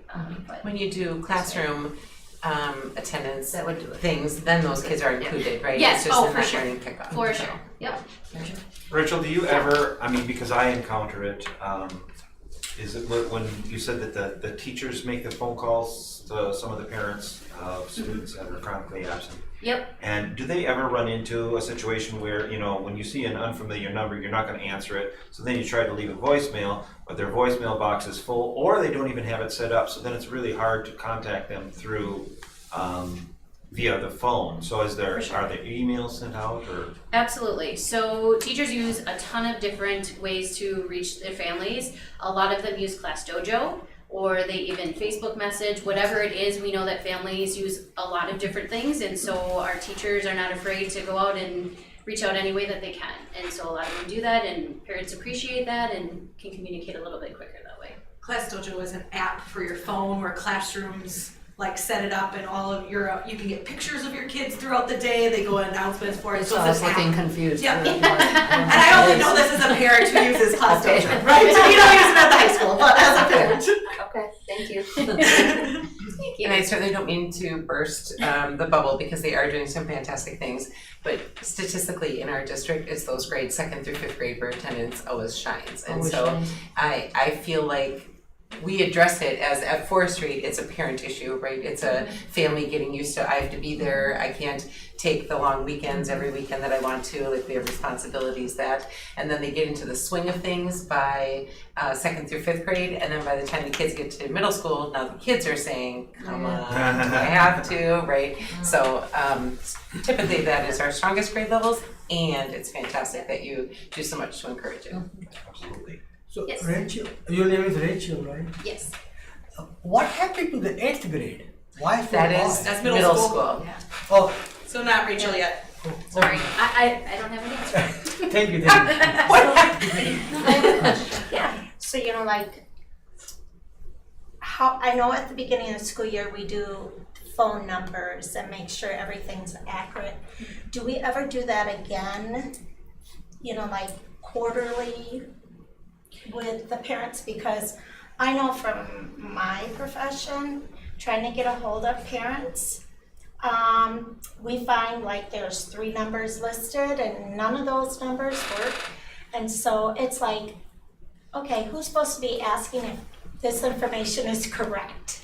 For sure, that we run into that often, and when you have 400 plus students, it's hard to keep track, but we do try and remind families, maybe it's report card time or during our student success conferences saying, do you have any updated information that we need? Or if they stop in the office for something, then we always check to see, is The this other part current is information? the student would tell the teacher would know if they moved because they're elementary kids, they're I'm gonna tell just their thinking teacher that, and so then that the secretaries can follow up. We also have times when the secretary can't get a hold of the parent, they'll call an emergency contact and say, this is the number we have for mom, it says it's disconnected, can you get us a newer number? So those emergency contacts are really helpful in hunting down some accurate information. And at high school, the high school students are, right? Yeah. Like, I can't. You call your mom. She'll answer when you call. And then I get that number. For sure. Any other questions? Just to add to that, I've been in the offices where secretaries, they know the parents, so as people come in, they know who to grab and who to ask and talk to. So I'm here for Dan Nortman tonight. He called me. He's at the concert, the middle school concert, and supporting the arts. So what he talked about is he wanted me to share that at the middle school there is also Braille teams dig into the data 2 times a month. And they look for trends in that data, and I try to identify students that need that extra support. And what they've set up is where teams match students that they've identified as needing that extra support based on the numbers with one adult, and that adult is there to greet them. It's one of those really strong recommendations to greet them at the day, say that we're happy you're here, being up for lunch and after school. And he also talked about CAST meetings as another place where they talk about how they support families, and so it's kind of that same problem solving that Rachel was talking about with supporting families and problem solving, different ways of offering supports. And so I don't have as much. So what happened to 8th grade? That was the question. So in 8th grade, it looks like they went from 34 to 46 to 47%. And so that's the number of students who are chronically absent. So there are a couple of theories, but I'm not going to theorize for you. Anyway, I don't really know for sure. What I would assume is the middle grades are typically the toughest. And it is where students are starting to assert themselves and working with, I just had to do it right, and working through some of those relationships with others. And so that would be my opinion of what's happening, is working through some of the things that we work on with our students in the middle grades. However, we need to work on those numbers, right? So these 8th graders, they are going in a high school, so they started doing good, and then the 12th grade again is skyrocketing because they are going in the university, so they decided to be absent. Seriousness is a real thing. The 12th grade is 42%. I think also you find kids, if they have a sibling a year older or 2 years and they're sick, the younger one wants to stay home because so-and-so's sick. Well, I think I have something wrong with me too. and you will see that. And that might be part of our issue. So unlike some of the younger grades at the high school, our high school students kind of make their decisions for themselves, right, about getting to school and where they're going to be. So a lot of our attendance is students in our building and not where they need to be, or getting there like more than 10 minutes late, and that becomes that unexcused absence. So we've really done a push on students get a consequence for being tardy or absent. It's usually a lunch detention, but instead of them just sitting in lunch detention, we started restorative conversations. So they're actually talking about why they're choosing to not go to class, or why they're choosing to be tardy. And so we're forcing them to talk about it and think about it and create a plan to not be absent in the future. We also do all the same things about checking data on our students who are absent and bringing those names to our CAST team meetings, where we talk about those students in different ways that we can. Do we need to change their schedule, right? Is it something about a teacher or the class? Are they struggling in this material? So we talk a lot about how we can help them and encourage them to get to school. Also, since we have lots of students who are in the building and just not where they're supposed to be, our teachers are really stepping up. They're doing some sweeps before, if they're on prep, they're going to walk the halls prior to starting their prep so that they can help encourage students to get to their classes on time and get there. And we're just having lots and lots of conversations with them about, hey, you're high school students now. You're almost out into whatever you want to do after high school. And attendance is a really big deal, whether you go to college or start a job or do those kinds of things. So how do you start practicing that now? So really just trying to engage them with what they think is next after high school as well. From last 2 days, I've been doing a study of these chronic absentees. Yep. There are so many laws of truancy, state statutes, 118.16, there are 2-3 pages, and you will not see our attorney sitting here. They expect me to understand the rule of law. Would you believe that? There's many things that they want us to understand, right? And it's written there for us so that we can. It is very complicated, and if you are the officer regarding truancy, if they don't show up in the school, you pay $5 fine, you, out of your salary a month, which is not a big deal. We board will collect it. I think it's a big deal. I want my $5. So all the truancy officer will pay $5 to us. And we are good at collecting money. So I think so it is a good idea, maybe in a future agenda, we would like to understand the rule of law. State statutes 118.16, 3 pages. They have a whole system in place. If we don't follow the law, that is also very bad. We are bound to follow the law. I just thought to share because none of you folks talk about rule of law. So we did. They talked about filing truancy. Yeah, one person, Rachel did talk about it a little bit, but if we see the 3 pages of every condition, they have a law for it, of different type of absenteeism. I didn't understand much. It was so complicated. We need an attorney. So you don't have to implement those laws. No. So you don't probably need an attorney for that. We're on it.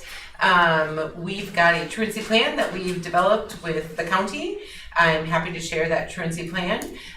We have an attendance specialist who is the person, the principals take care of the notification letters until we get to the level of truancy, and then we call Francesca in. She joins those CAST team meetings, meeting with the families. Unfortunately, I would say more often than not, the family is truant from the truancy meeting.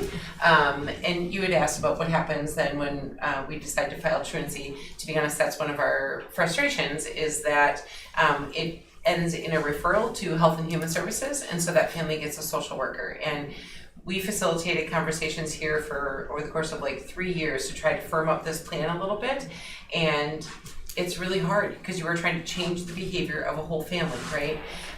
So that social worker then gets assigned to the family, and they start from square one trying to, make a plan and remove barriers, all the same things that the school just did for the last 2 months, and then the social worker tries doing that, and then that takes 2 more months, and then finally it goes to the judge, and so the judge ends up hearing truancy cases in August or July when nobody is supposed to be in school, and so she says, I need you to start attending school, and they're like, there is no school till September, so it's a very slow, clunky system. I've advocated for simple truancy citations to come back. That used to be a thing that we could write as a district. Simple truancy is more the kid who skipped that day, right? Like a kid is leaving the building and Mrs. Penza says, you are not supposed to leave, you are supposed to stay here. That kid left anyway. You could write a simple truancy ticket. At the time, I think it was like $99. Judge Becker has shared in the past that she feels like the financial side does not change their behavior, and I keep saying, but could we try and see? The city has a simple truancy order, but they have said that they would prefer not to utilize it, and so we've talked to the county because we have a school resource officer from the county, and so their county board has passed a simple truancy citation, but simple truancy is different than habitual truancy, to your point about the pages, right? So that is the kid who leaves in the morning, then doesn't come back that afternoon. We could write a simple truancy citation for that student. Habitual truancy is the long, drawn-out process. What is the county's penalty on their simple truancy? I don't know. There is a dollar amount, but we talked about could we use some of our out-of-school time funds to create like a Saturday detention, if you will, for the people that we're going to write the simple truancy ticket. It has a financial bearing to it. You are unable to pay. Come and learn about how important school is on Saturday mornings, and we will absolve you of the financial consequence, but you're going to come and community demonstrate service. your I was just gonna say, how about some community And so service, make them do some work. The challenge is just supervising all of that, right? And so it's capacity, right? People willing to do that on the weekend and all that stuff. But those are the conversations that we've had, because to change a student's behavior, a family's behavior is really hard work. So that is something that our community health workers also help with when they engage with a family. Truancy is an area that they can work with families to help, but it's significant problem. Maybe a whole family community service, this is your penalty as adults. Getting your kids to school on I'm time. not authorized to give out whole family consequences. Be good, but So those laws are there. The way I interpret, attorney will interpret differently. And so our county tells us what Yeah. Jackson County wants us to do for truancy, Yes. which aligns to those laws. So it's not my rules, Kim's, it's not our rules, the county system, because the system engages is the court, it is social services, it's the schools. Yes. So you haven't used that tool yet, you're saying? I don't know if We have Kyle not used has, the simple yeah, truancy, no. because they did it because I was very adamantly asking, and I don't think they really like it. So we will get back together again and see if we can push that issue. I think it's primarily secondary kids, right? So kindergartner is not simple truancy, that's still a parent choice, so. Right, but you could see if like high schoolers are walking out the door or not showing up. To be honest, the kids who are in the building but refuse to go to class, that would be simple truancy. Yeah. And would be nice to be able to write. When I did my admin practicum in 98, I had a pad folio from the city police that I could write a simple truancy ticket to a kid who left the building unauthorized. And it's an immediate consequence, right? Like you walked out, you came back the next day and I gave you a simple truancy ticket and it was immediate, as opposed to you've missed all this school, I'm gonna make a referral to human services, they're gonna connect with you when they have time, right? It's just so did it help when you did that? It was an entirely different time. I don't know if that was the difference or maybe the parents were up. I don't know, but we didn't have the same problems that we do now, but you could say that about a lot of things because 98 was a long time ago. Yes, We live in a different 98. At least 10 years ago it was. She's 23 years ago. 25, right? 23, By my math. 24. So I liked the immediacy of that as opposed to the slow, drawn out process now. So That'd be great if we could get an immediate something, whether it's, Nate's really good at tracking them down at the high school, so they usually have an immediate Nate in their face. do they? Yeah. but it's not deterring them entirely. So All right, thank you. Thank you.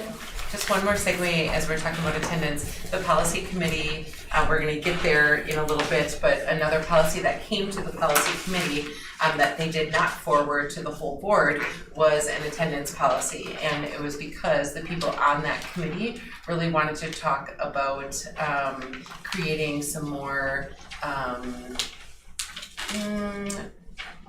ways that we could use policy to increase the expectations for student attendance at particularly the high schools where we were talking, which has led to some really interesting conversations about summer school and the number of kids who are earning their credits, fail all school year, and then earning their credits in that 2-week summer school. So we had talked about maybe if they are not present for at least 80% of the instruction, they can't make it up during summer school because they simply weren't there enough, right? So it would be some monumental changes for some families, but I think that's a great way to use policy to increase academic expectations. So definitely more to come on that.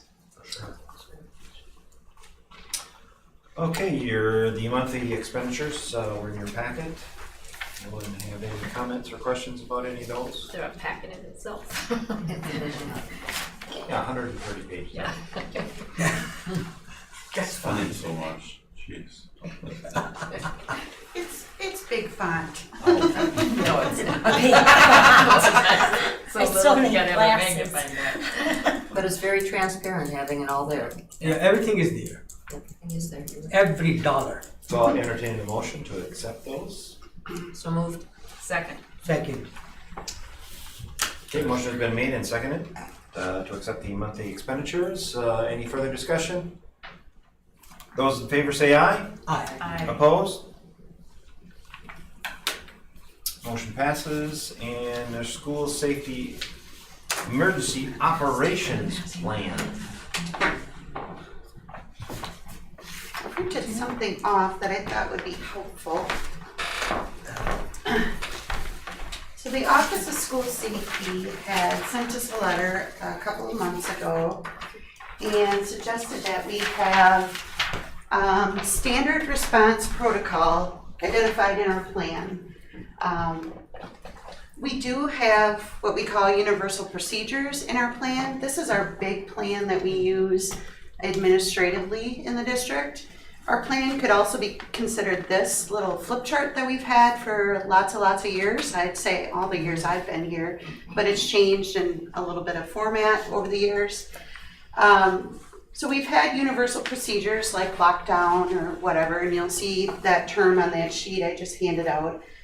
But what they're getting at in this standard response protocol is simplifying it, right? Instead of identifying, oh, what's going on, going to the chart and then following the directions, the principal would simply say lockdown, locks, lights, out of sight, right? Make it a lot simpler to inform the staff of what's going on at that time. Or if it's evacuate, if it's a fire, they would just say evacuate and say that it's a fire. And if they know more information, they'd say where the fire was or whatever. Just really simplifying things that we've maybe had too complicated over the years. So these would just be one-word commands? Pretty much, but with some extra direction given I to. like the photos on it too. The Yes. icons. So we would take these out of the classrooms and offices and everywhere that they are now, and we would replace them more with like a one-pager like this. I like it. And so in this plan, we have more detail in this emergency operations plan, and this is what I have to send to the Office of School Safety.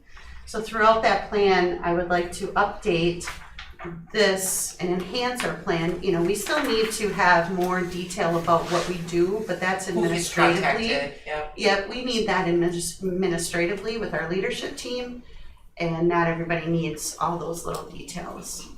The administrators or the school office, whoever is communicating what's going on, can give simple commands with some simple sentences. We also will update our Crisis Go app that we use and that they're using when they're drilling now, and for emergencies. Would you make posters like this to put in Yep. every classroom? Absolutely. I think that's great.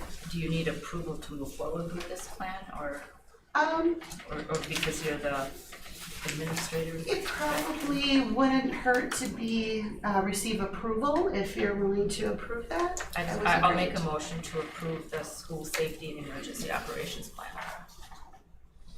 Changes. Do we have a second? I second it. Okay. Motion and second to accept the school safety and emergency operations plan. Any further discussion? Those in favor say aye. Aye. Opposed? Passes. Policy committee has taken a look at a few new policies, changed some, brought in a whole new one, and so we'll take a look at those. This is the first reading. So did anyone, as you peruse these, did you have any questions on any specific policy? Yeah, policy 173.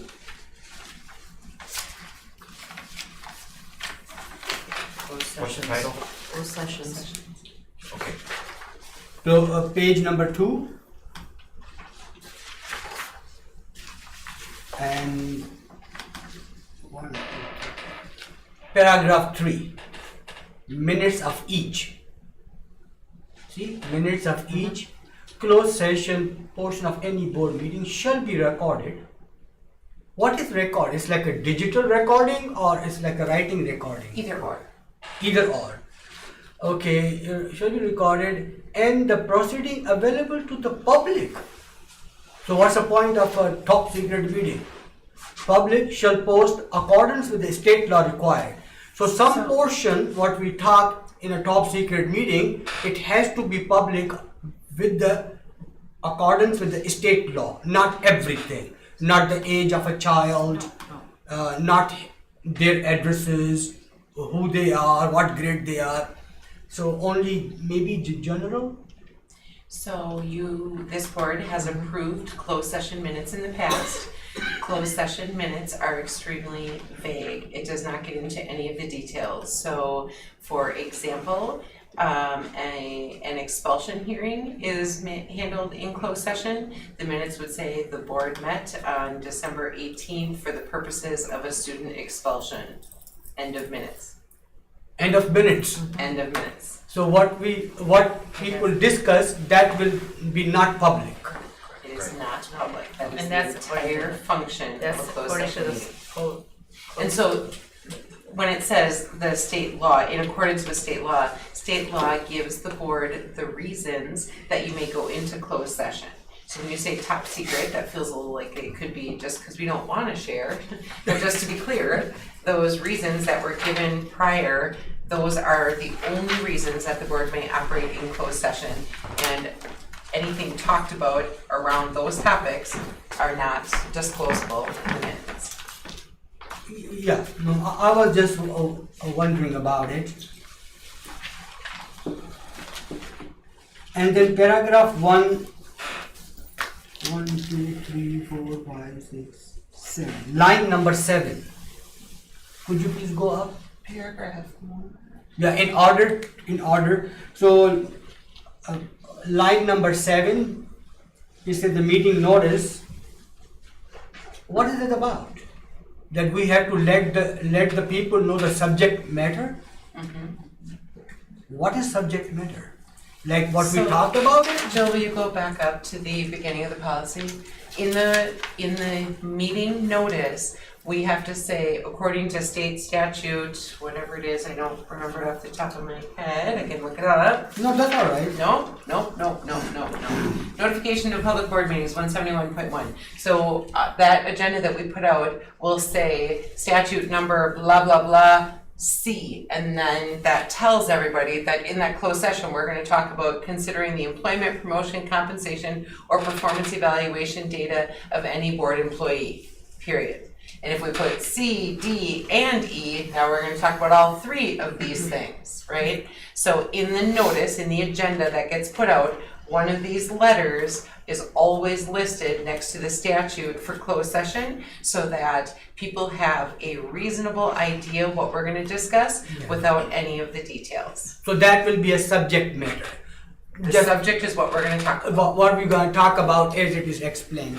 Yep. So we are on this page. So let's see the point B.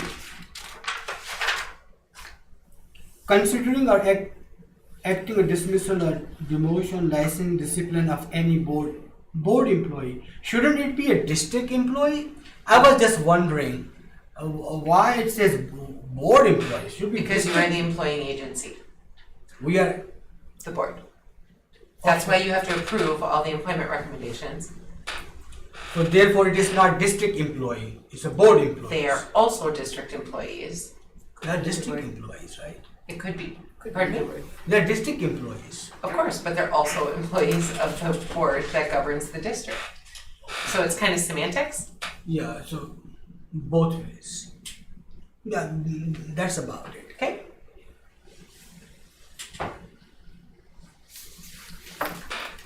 Any other policies to look at?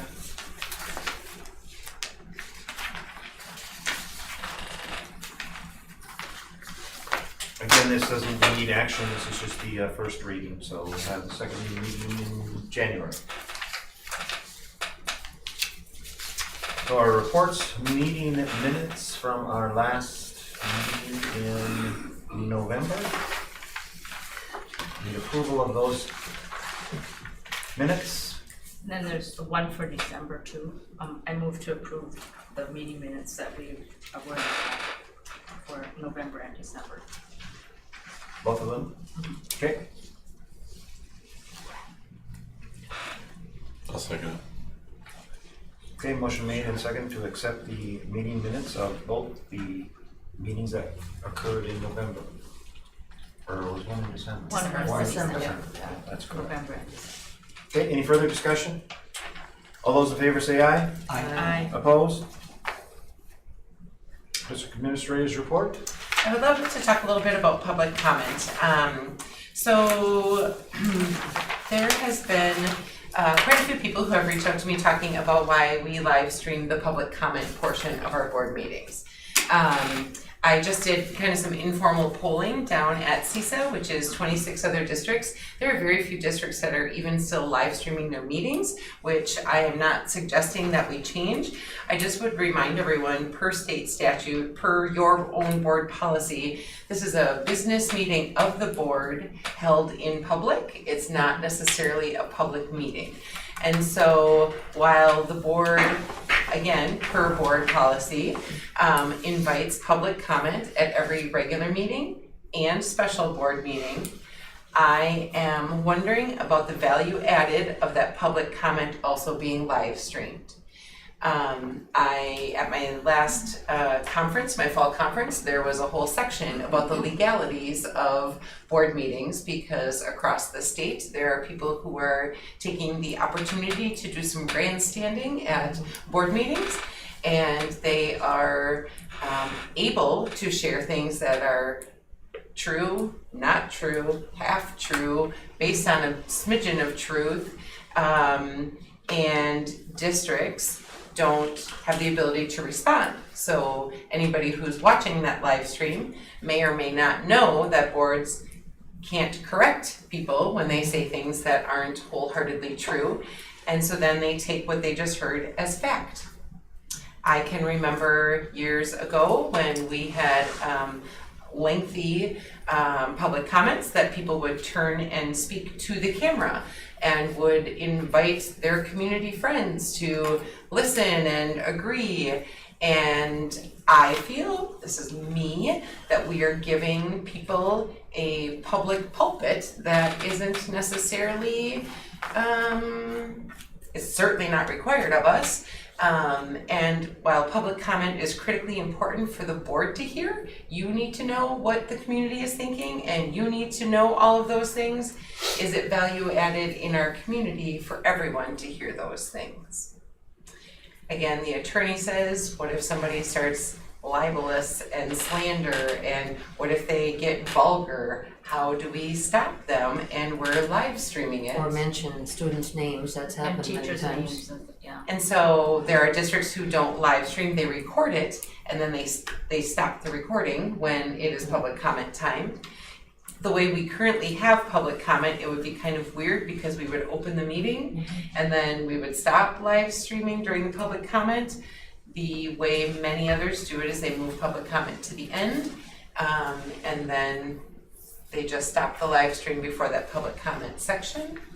Well, I believe that the public comments obviously are deemed for us, not necessarily everybody. I mean, they're Sometimes, just for us, not always. It's supposed to be a comment to the board, and I agree, it's gotten out of hand at times and misinterpreted and false information. And I was told, what do you guys just sit there and listen? You don't even say anything. Well, and people aren't understanding the public comment is a time where we don't respond, that we are just to listen. And it is hard when you're being slammed with some untruths, not to respond, but I guess, I mean, in public comment, it's very important for us to hear. But I think, I've also talked to some other districts too, and it's true about the live streaming, not many people do that. And we've chosen to be transparent and live stream and have that out for recording. I guess I would be in favor to putting it to the end and then stopping the film of the live streaming. So we have a public comment policy, but it does not talk about Right. recording, streaming, nothing. It just talks about the fact that we will create that opportunity. Yeah, and I'm not at all saying we should not have public comment. I want to have public comment. right. So transparency is very important. They are our constituent, and 20% constituent live around 12 to 13, 14 miles away, Ho-Chunk Nation. It is a kind of big drive. When we went there, they showed up because it is next door. 100 of them showed up. And we live telecast their comment, let the whole Jackson County see how we are doing. They could criticize us in the comment, or they criticize anything, or they talk high about it. Either way, we are ready for it. And it says that Shelley has checked the legal. It is the opinion of one attorney. No. Did you want to know who I talked to, or Yeah. you're just going to assume? Because it allowed me to assume, because it didn't say the name, who was that individual making these opinions on what laws, and he did not, or she, or they did not, or the law firm did not quote the law. Of course, it is their opinion. Number two thing is, sometimes we do compare ourselves with the other districts. They have their own leadership. We have nothing to do with them. And they have nothing to do with us. Not your people have voted me. And they don't even have a permission to vote us. So they all, Madison, Wisconsin, Milwaukee, Stephen Point, they have their own leadership, 7 board members or 8, 9, however they do their things. Many board members, they don't allow superintendent to sit among them. We can do our own business. I can show you those school districts. There are certain district schools do not allow superintendent to speak of one word. We are representative. So if we compare, then things will get very messy. Let's do what we do as a Black River Fall. We are a very diverse society and community. So I would totally approve live telecast across the world, whoever is watching, and also live comment against me or in favor of me or against you. That comes with a democracy. Thanks. Well, I feel that lately, our meetings, when we do a public comment, basically depending on who is speaking, time may not be consistent. So we may tell one person, you have 3 minutes. Another person comes in at another board meeting and we just let that person talk, regardless if they've gone over their 3 minutes. The whole chunk meeting, we did not hold one person to 3 minutes. So we actually cause some of our own problems ourselves. Public comment, if people come in and they want to share because maybe they're not being heard, maybe this is their only way to get it out. And you should hear from them. You absolutely should hear from them. Yes. I'm not arguing that. I don't have anything to hide, and therefore, why do we want to change? The comments that were made about inviting school shootings was extremely felt throughout the staff. At one of our recent meetings, somebody made a comment about how we're inviting school shootings, and I have had many staff members reach out with significant concern. Did the board need to hear that? Yep. Did I need to hear that? Yep. Did all of our staff who come to work tomorrow morning with a great attitude, trying to do their very best, who have nothing to do with the rest of this stuff happening, did they need to hear that? I'd like to protect them from it if I can. And I understand that, but we're all adults, Shelley.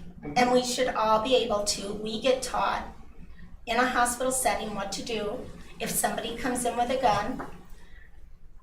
If you understand and you practice all of these safety measures, there's no reason to feel like you have to take on and protect them. Teachers are adults. And do I think it's right that we make comments that we're going to invite shootings in our schools? No. Because then we put it in the minds of people. It's like us telling kids all the time that they need mental help. Well, we're just doing the same thing. So I don't agree with that comment either. But I don't agree with the fact that we feel we have to protect adults in a sense that we're all adults and we all have common sense. We all have been trained how to perform and care for those emergencies. So sometimes, and I get it, Regardless, you do, because you're in charge. Go ahead. And we have all the drills in place. We just talked about it. All the drills, all the protections, what to do, what not to do. I was in the school system not long ago. We have a drill system, the fire drill, everybody out. Tornado drill, we have a special place to hide. So we have a system in place. We don't need to be scared. Of course, from last Sandy Hook massacre in some state. Since then, I have been asking about gunmen. We need a higher. We're getting off the subject though. We're off the subject of whether it's public comment or not. So, okay, I'm sorry. My concern stems somewhat with, we are putting that video out there. We have no control of what people want to say or what they want to grandstand about. They can do their own video. That's free speech. But it's our responsibility what our school system is putting out to the public. And sometimes it isn't not appropriate and it's not respectful to many people. And so I think it's our responsibility to control what we're releasing within our school district, within our board. And those comments are meant for us, to listen to us, not for an opportunity to grandstand in front of how many are looking, and absolutely we can't control what they, as you know, we've been blamed for videos that are made in homes, that we get blamed for that, that's been put out, but we can at least control our own videos that go out and what is being said. And I'm all for transparency, I'm not saying that, but this is a board meeting open to the public, not a public meeting. Yeah. And that's where I'm really feeling strong about that we should move public comment to the end of the meeting and close the live stream. Of that, again, not many schools are even live streaming, and I'm not comparing that, but I want to continue the live streaming for transparency. But I would be in favor of not live streaming the public comments because of some of the inappropriate things that are said, and not according to what the laws are about our meetings, where students' names are said, teachers' names, parents' names, inappropriate things. Well, You go ahead. this just came as a, this administrator's report and which way that we want to go, and we've heard some great comments. So I don't know if anybody else has any comments about the public comment being broadcast. I have some feelings about it. I definitely value public comment, and I tried to figure out in my mind, if we didn't live stream it, how could we put it up front? And I don't know how you could do that, because you might have 30 minutes of comments, you might have 15. So unfortunately, we'd have to almost put it at the end, or you'd have to be weird and stop the live streaming and start, and that'd be odd. So almost have to go at the end. But I was reflecting back on some of the public comments we've had in the last year haven't been bad, but before that, they were very abusive comments. They were using people's names in the community. They were using kids' names, and that's all going out live. That legally is not good for us. So when I think about some of those comments that were made, I have to agree that it probably should not be live streamed, because you don't know what's coming. But we also, on the other hand, yes, we've had some challenging public comments, but we also had some extremely Wonderful, great and for sure. wonderful ones that Absolutely. support the school district. So, those Awesome. are great to get out there as well. So, public comment will, if we don't telecast, it will be a closed door. No? Anybody in the room is welcome to listen. So once they hear it, they can talk all over in the world. Yeah. So the story is same. Let's take a benefit of a technology. It was not there in 1861. Now we have it. We will use the benefit of it. Telecast to the whole world. Don't worry about it. You were here for some of those. Our meetings are out there. I mean, we're not saying not to live stream and record the meetings. And that's where transparency is. I'm sorry, Nick, you keep wanting to come in, and I think other people. Well, I'm just wondering if this would be like a good future agenda item, or I guess I kind of feel different, like, you kind of see both sides of it, obviously, maybe before the public comment, we should say that, this board is not, this is not the board's opinion, and we don't have a chance to ask questions or, the question that the public comment, we're just here to listen, so. Because that's kind of part of the issue, maybe because some people might disagree with some of the comment, and then like, well, why didn't you say something about that? I'm just sitting here, that's my job. It's listening time.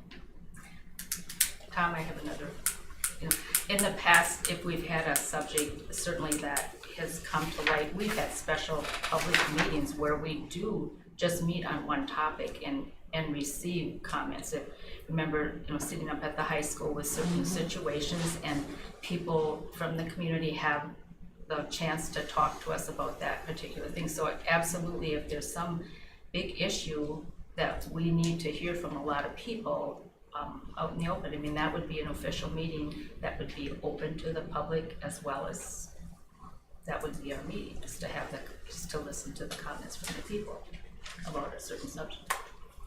What about those disabled folks who cannot come to here? Let them listen with the help of technology. We do not discriminate. We're not We do talking not about- discriminate the disabled people who cannot cannot come here because they cannot drive due to so many conditions. So therefore, this is absurd not to. We are the elected official, duly elected. No They can one still said- watch the meeting. I don't know No one what. said they're not be able to come to the meeting or view the meeting. No one is saying that, and they can still access comments to us. And they can Through email any of you technology. anytime, they can Yeah. call No any one of you is- anytime. You are available for public comment 24/7. Yeah, we are available, but they would like to hear this meeting once in a month. For sure.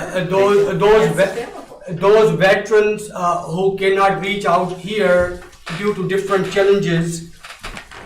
So I would say there is no need to discriminate the disabled people who cannot drive and come here. I didn't, that's not what I've said at all, but if that's what your interpretation is, I don't understand it. That's not what I was saying.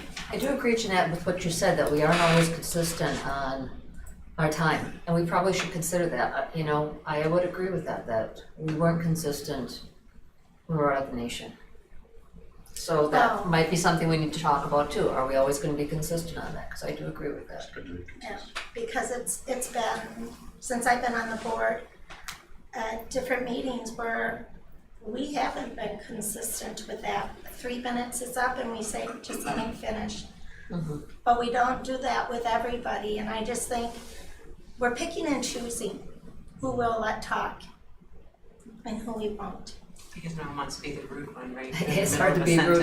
And you're like, can I just finish? And, right, I mean, it's hard to make Well, them stop. okay, if they finish a sentence, Yeah. then. I'm just saying it's awkward, I don't know how to make it No, stop, I right? don't mean Yeah. that, but we have allowed people who have gone over 4 minutes of a public comment. Ho Chung, we let them go on and on. I can tell about the time with the Narcan. We allowed individuals to talk and just go beyond the 3 minutes. I think we do need some flexibility sometime, but you're right. And just for clarity's sake, I double checked as Tom was gonna facilitate tonight, and we were gonna talk about public comment. Policy says 4 minutes. It was one meeting where Brad threw out 3 minutes and suddenly that's what everyone talked about, but our policy says 4 minutes. So we looked it up before we came upstairs tonight. And then we should have corrected that and told us. Did tonight as soon as we realized it. Okay. Because many people have been stopped at 3 minutes. Yes. So we are finally wrong.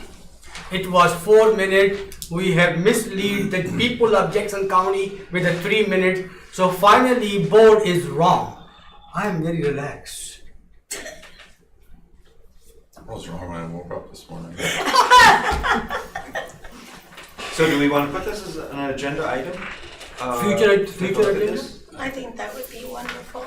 Yes. Like it would be either that or we. Or take a vote right now. I don't care either way. Well, I would like to move it. It's not really on the agenda. Correct, it wasn't It listed. needs to be on. Yeah. So, Oh, that's right, can't take a vote. So it will not go in the future agenda? Yes. It will be. It Just will won't be be? voted on now. Yes. Anything else? Mary Jo Radcliffe was talking about those surveys. Well, we aren't there, we're in the district administrator's report right now. So it will go in a future agenda? You want to talk further? I'm gonna wait until it's my turn, and then let's let her finish the district administrator's report. Oh. We're on 9.2. You are 9 point, okay. Because I can still sit at the table, right? Thanks. So I actually don't have a lot of other items. I would just I talked to you a little bit about the attendance piece that the high school is going to work on during break, bring some recommendations back as part of that next policy. And just reminding everyone that this Friday is our last day with students, and then we come back on January 3rd. The other piece this year for calendar creation, the admin team is working on coming up with a couple different models that we are going to send out to staff. The creation of it really doesn't have that much flexibility. When you have X number of days, you have to have X number of instructional minutes, all of those pieces. We are talking right now about not doing a waiver request from the state. We were able to get a waiver this year. However, many not to compare us to neighbors, but I'm going to, many of our neighbors use the early start and they claim those as summer school minutes. So the calendar that the admin team is currently working on creating would start with students August 27, 28, 29, like a Tuesday, Wednesday, Thursday. Those 3 days would all be 3 summer school days, which means, if you can stick with me, those would count as contract days for staff, so it comes off of their 189 contract day, and we would claim all of those minutes as summer school, which would bring up our summer enrollment for the year, which would help our FTEs. We could not count those minutes as instructional minutes for students because you can't count them for summer school and then again count them. But because of the 5 minutes that we added to every day for this current school year, as long as we maintain that, we will be well above. Like we have, at the least school, we have 9 extra days. At the highest school, I think we're at like 13 extra days. So that gives us plenty of cushion for snow days without having to make any adjustments. So the calendars that they're creating are gonna start before September 1, which is still state law. Those 3 days, a lot of districts call them jump start days, that they, everybody is there and they count as summer school, but they, Students too? definitely students. We would get our students there so we can count them as summer school enrollment. And because state law says you can't start school before September 1, the way September 1 falls next year, that's a Sunday, and then it's Labor Day, so we couldn't actually start till the 3rd, and so it's gonna push us, and then Christmas is like a Wednesday, and so 2 weeks, it just would put us at like second week of June before we would be done if we didn't glean a little bit earlier. And as you may be aware, many of our neighboring districts are done the end of May, and so when we go to the first week in June, there's already a lot of complaints from families and staff members, and so we do not want to lean into that second week of June at all. We did not do a 1-week spring break in this current calendar year. We said to staff that we were going to do that every other year, so that means next year we would be planning a calendar with a week spring break as well. So the admin team is working on a couple of models. We'll put those out to staff to vote, and then you will get to see those by our January meeting.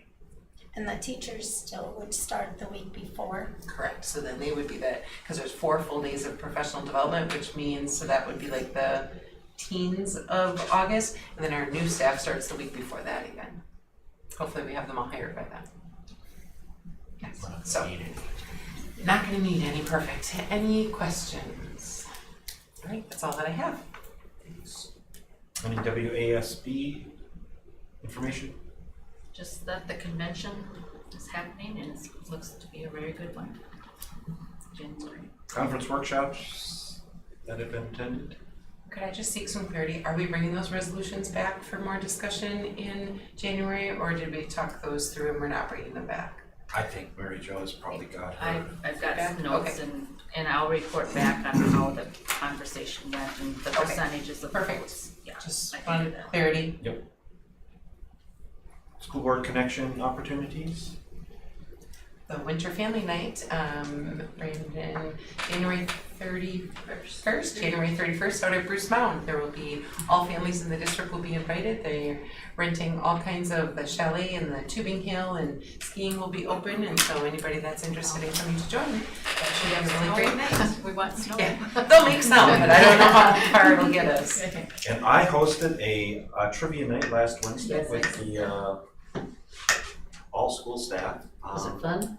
Fantastic time. Such a great time, and Tom was fantastic on his topics, and yeah, the district-wide special ed team took first place, but that's it was really fun, really good time. Well attended? It was. Yeah. 50, We 55, had 7.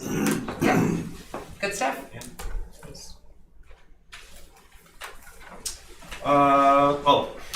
No, never mind, I won't say it. Future agenda items, possibility of the, We want to set up a meeting. okay. Here's my thought.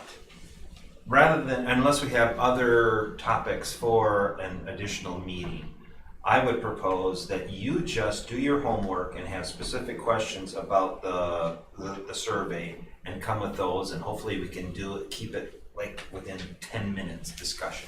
You think so? I don't know. Half hour, at least give us an hour. That's a big survey. You see the pages? That's right. I forgot if the car is on the board. All due respect. No, that's okay, that's okay. Okay. Then we'll have a special meeting. Looking at doing that. Send out a. Send out a Google poll, yep. Okay. I just have an announcement too. I will be absent from the February regular meeting. I will also. I will be not here in January until January 14. I will be here. I will be in Florida for 24 days. I think our board meeting is after the 14th. He's thinking of a special meeting. Oh, For a special I'm gotcha, wondering. thank you. Do we want to put on the agenda what Gail was talking about? Is that something we have to act on or not? Is that something administratively you just? For the maybe printing. Because you join other organizations. Okay. The community benefit. In the print. I was looking forward the flyer once we get it. Thank you. Oh, perfect. Then, We're gonna do the, we're gonna do stuff about the, public comment, or? put it on for a future agenda. I already did. Okay. Like, I know our last meeting was about the, student success and stuff, so I don't know, are we done talking about like ways to improve student achievement? Or like, I know I talked about like dividing up learning levels and grades, and seemed like you said you thought that was an interesting concept anyways, and this seems like it can be challenging to. Could we include that at our special meeting? Talk about that? Would that be the place? Yeah. Perhaps, I think so. Sure. Whatever that would be. Our January meeting gets long because there's a closed session at the end of it, so we would want to add some of those more hearty conversation pieces to that meeting as well. So a special meeting seems appropriate. Okay. So earlier January or earlier February or something? Not before the 14th, if Takar's gone. And the convention is that following week. The convention is the next day of our So regular. either late February, early January, early February. Yes, that's what I heard. We'll be going in February, Mary Jo and I will be gone. I will not be here at that February meeting. I have to look at the dates. Oh, so we better that's- make sure everyone we else better- is. We'll need a quorum or we have to reschedule. So if 3 of us are gonna be gone, Yeah. all the boys better show up. It's gonna be a boys meeting in February. Always night out. Except for. Sorry, I just had to look at it because I'm like, No, I'm glad you said something, so we will have to, you, for Brad, and the 3 of you will have to check and make sure, otherwise we'll have to reschedule. Don't get sick. I don't get sick of you. All right, anything else for the good of the group? Yeah, for the future agenda, I would like to discuss about the students around 452 are behind 1, 2, 3, 4 grade level out of 804. The students who are behind 4 grade level, they are 720 days behind. Those who are behind 3 grade level, they are 540 days behind, if we count 180 day instructional time. And those who are 2 grade behind, they are 360 days behind. And those who are 1 grade behind, they are 180 days behind. As Shirley was talking about in admin report, snow days, 4, 5, 6, 7 days, every year we try to adjust. But this is beyond snow days. So I was wondering, we as a board talk about it, how to help them, those who are 720 days behind in education of mathematics and English. I have my own theories, I have my own education, I have my own experience of teaching. What could be done, but I would like to share, and everybody could share and we could talk about that. So if you could please aid in a future agenda, education of those who are behind. I thought we talked about that last month. It All the will go on strategies every that month. were in place. I thought so. They are 720 days behind. We know. This is very dangerous situation for those kids. But last meeting, Dr. Sullivan presented everything that the district is doing to address that. I don't know what else we talk about right now. The district which is doing, as Jennifer Krista was talking about last time, he can help 7 students. I'm talking about 452. The tier 3 system, this is a Jennifer Krista gave it to us. Only 7 students are guaranteed on a third tier system of MLSS will be taken care. So I was wondering, since we are board of education, we are not the board of plant pathology. So education should be the paramount, the first primary duty of the board member. It says there behind that white screen. You see that oath? I know that's there. There's an oath, and the last line it says, remember your first and last concern, the education of the children. So 720 days, 540 days, 360 days behind. This is, please add this thing in the agenda, future agenda. But that, what you said about Jennifer Krista helping 7 students, that is not correct. That's That is not that many. No, she helps a lot more. But this is what she put in the report. I can pinpoint to you, but you don't have that paper, right? Okay, so I brought it on purpose. She clearly talks about it. So do you think that as a board of education, we talk about education once in a lifetime? We have student success on every single meeting, so we talk about aspects of student success, and that falls into that category. And we had the special meeting to address specifically going through in detail about the report. So I mean, I think we have it on our standard meeting always. When do we get our next assessments? January?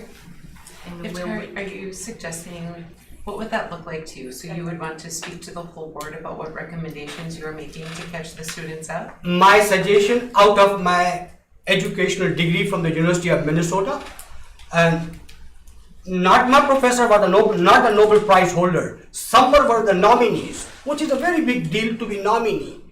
They taught us something very extraordinary things out of their life experiences and their educational achievement. Similarly, Mary Jo Radcliffe here, she have taught a long time. She's already said that she doesn't want to participate in that part of the conversation. She does not want to share with the rest of the board how she thinks the teachers should teach. She said that at previous meetings. So I'm just asking, what would that look like? You would like to tell the board what teaching strategies the teachers should use? I would like to share you would like to tell the board. I would like to share my teaching strategies. Those who are 720 days behind. I know the numbers, thank you. Perfect. And these are very alarming numbers. Okay, nobody is negating that, but I guess what I'm asking you, and I'm really trying to understand, are you going to prepare things that you are suggesting that we do, or are you going to repeat the numbers to us and tell us, because you start all the conversations with, here's the numbers of kids that are behind, and nobody is arguing that, nobody is negating that, nobody is celebrating that. But are you suggesting that you have concrete things that you would like us to do, not made out of concrete? I saw that look on your face. Real things that you're going to suggest? Is that what you're asking? Yes, I will suggest. I will not give an order that do this, do that. No. I'm just trying to understand what you're asking for. Yeah, I will give my suggestion, or other word of suggestion is opinions out of my experience and education, not out of my like nothing. I have, I have some kind of achievement in my academic work. I'm not arguing with you. So I would like to use my academic achievement for the good cause. Perfect. Is that an agenda item that you want to put in? What I heard him say Future agenda. Education of students that are behind. Those who are behind. Yeah, and we'll schedule it for January. Just kidding. when you return. I will, hope, So- thanks God, hopefully I will. So you're going to give a short presentation? Yes, I take that as a yes. He's, You're going to present what you. Yeah, I will think about it. what are you gonna think about? If I want to present or just have a group discussion. After all, both of you folks are dedicated teacher in the same school district. You should present right there. I trust our teachers if the car to do the right thing. I'm not going to tell them what to do. Nobody We've got is- all these systems in place. No, we are not blaming any teacher or anybody else. That's my trust. I'm not blaming them. I trust them. Yeah, That they've got I do systems too. in place I and do that they're going to too. carry them out to the best of their ability. We've identified what you wanna talk about, I guess we're going into the conversation and having another meeting or so about this subject, right? So So you've this is identified. added on to the special meeting, right? I was think so. unsure if it was special or regular. General meeting. Okay.